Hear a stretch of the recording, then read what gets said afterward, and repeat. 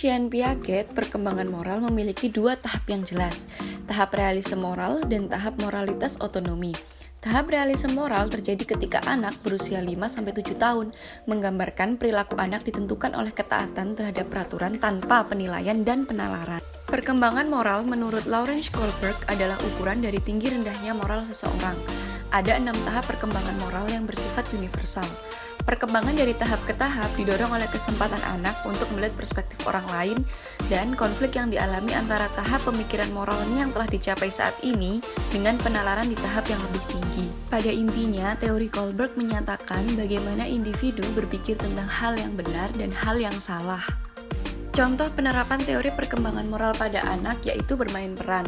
Menurut Elizabeth B. Hurlock, bermain peran atau yang sering disebut bermain pura-pura adalah bentuk aktif di mana anak-anak melakukan kegiatan yang berhubungan dengan materi atau keadaan yang seolah nyata atau benar-benar terjadi. Dalam buku George menyatakan bahwa permainan simbolik ini bisa juga dilakukan dengan mengandaikan suatu benda lain, misalnya balok menjadi mobil dan berpura-pura menjadi orang lain seperti ayah, ibu, kakek, dan lain-lain. Nah, berikut adalah contoh video dari bermain peran atau yang sering disebut bermain pura-pura yang merupakan contoh penerapan teori perkembangan moral pada anak.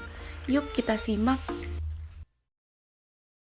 Nak, sudahkah kamu menggosok gigi? Belum, Bu. Sikat gigimu sebelum tidur. Mengapa harus sikat gigi sebelum tidur? Supaya gigi bersih dan bebas kuman. Baik, Bu.